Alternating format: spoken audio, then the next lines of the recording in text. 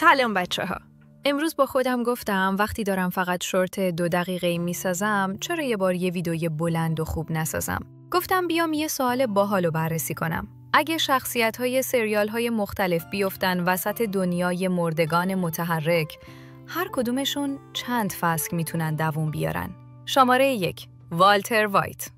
والتر فوق‌العاده باهوشه و میتونه از پس موقعیت‌های سخت بر بیاد، اما چند مشکل بزرگ وجود داره. غرورش ممکنه مثل پایان بریکینگ بد اون را نابود کنه و مهمتر از همه مرض سرطان که در دنیای بدون دارو و درمان واکینگ دد هیچ راه نجاتی نداره. بنابراین حتی اگر واکرها او را نکشند، بیماری بالاخره اونو پیش گاس فرینگ راهی خواهد کرد. او به احتمال زیاد فقط چند فصل زنده میمونه، پس میذاریمش توی باکس 1 الی 4 فصل.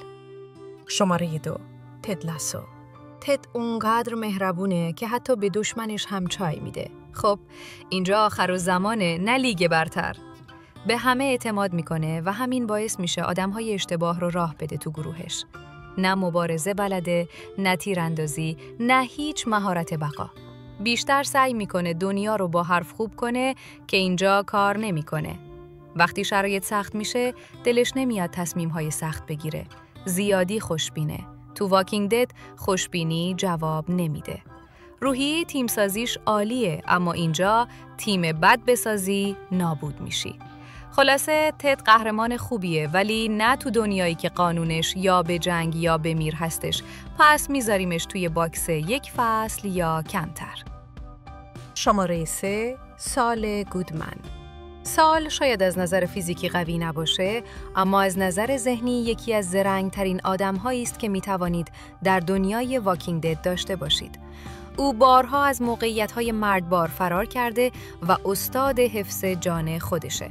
احتمالاً خودش را به بهترین و خشن‌ترین گروه‌ها مثل گروه ریک یا حتی نیگان می‌چسبونه و طوری رفتار می‌کنه که انگار حضورش برای گروه ضروریه. در برابر واکرها زیاد جنگجو نیست، اما مغز متفکر خوبیه.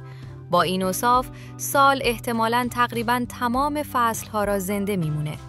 یه نوعی شبیه به یوجین هستش، پس میذاریمش روی تمام فصل‌ها. شماره 4. لوسیفر مورنینگ استار. همیشه همه چیزو شوخی میگیره که تو آخرالزمان مرگباره. قدرتاش هر وقت دلش بخواد کار میکنن. آخرالزمان جای شانسی بازی ها نیست. اصلاً عادت به سختی کشیدن نداره، چه برسه به بیخوابی و گرسنگی. بیشتر به مهمونی و آهنگ علاقه داره تا فرار و بقا. از لحاظ فیزیکی هم اونقدری جنگجو نیست که بخواد تک نفر زنده بمونه. زیادی وابسته به بقیه است، مخصوصاً کلویی. آخرش یه اشتباه کوچیک از سر اعتماد به نفس زیاد پدرشو در میاره، پس ایشون هم 1 فصل. شماره 5. مایکل اسکوفیلد. مایکل یکی از باهوشترین شخصیت‌هایی که میشه در این فهرست گذاشت. مهندس سازه، نابغه، انسان دوست و همیشه در حال طرح‌ریزی برای زنده موندنه. او از چند زندان فرار کرده و فرار از دست افرادی که حتی دولت آمریکا پشتشون هستن، جون سالم به در برده. او به احتمال بسیار زیاد تمام فصل‌ها را به راحتی زنده میمونه، اما یک نکته مهم وجود داره: سارا. اگه شین در فصل اول یا ریک گرایمز در فصلهای بعد کوچکترین تهدیدی برای سارا باشن، بعید نیست اونها را از سر راه برداره. همه ما میدونیم مایکل برای سارا هر کاری میکنه. پس اگر لازم باشه ممکنه تصمیم‌های بسیار سختی بگیره. شاید هم باید اونها رو مرده فرض کنیم. خب میذاریمش روی تقریباً تمام فصلها، ولی اگه سارا نبود همون کل فصلها. شماره 6. دیان وینچستر.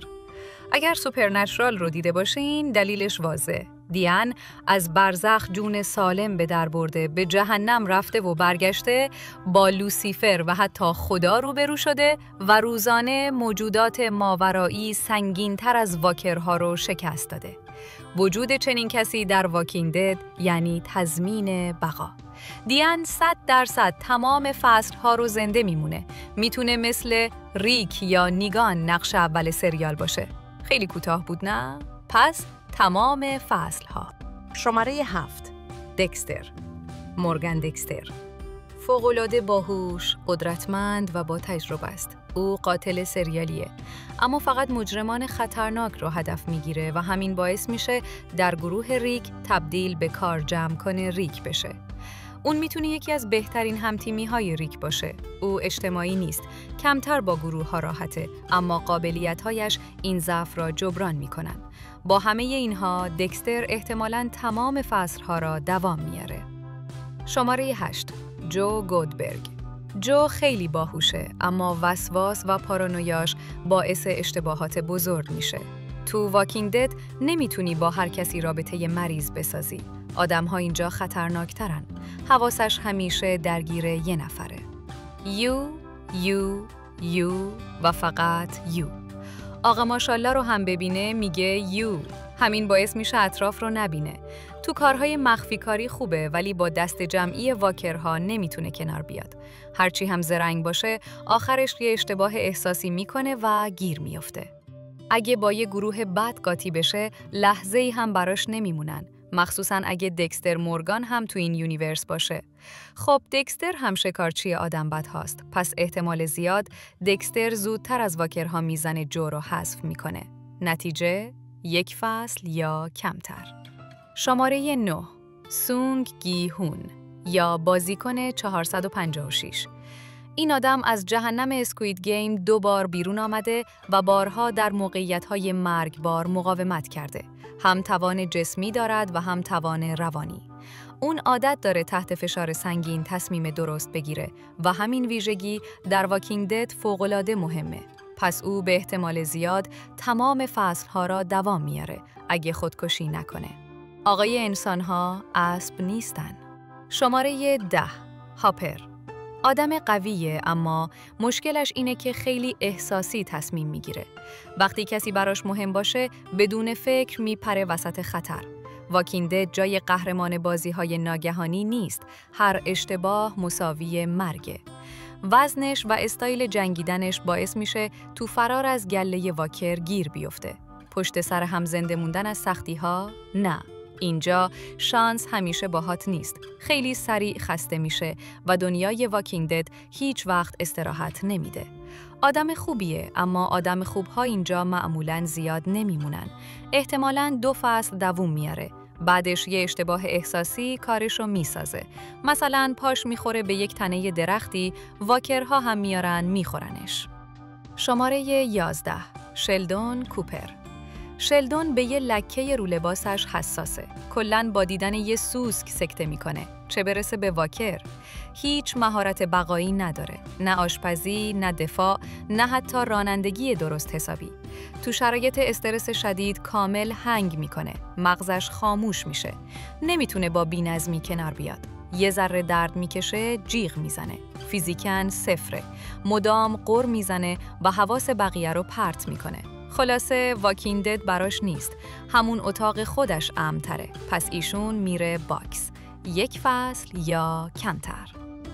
خب امیدوارم از این ویدیو خوششتون اومده باشه. ممنون میشم با لایک ها، کامنت ها و ساب ها به هم قوت قلب بدین. تا ویدیوی بعد، بدرود.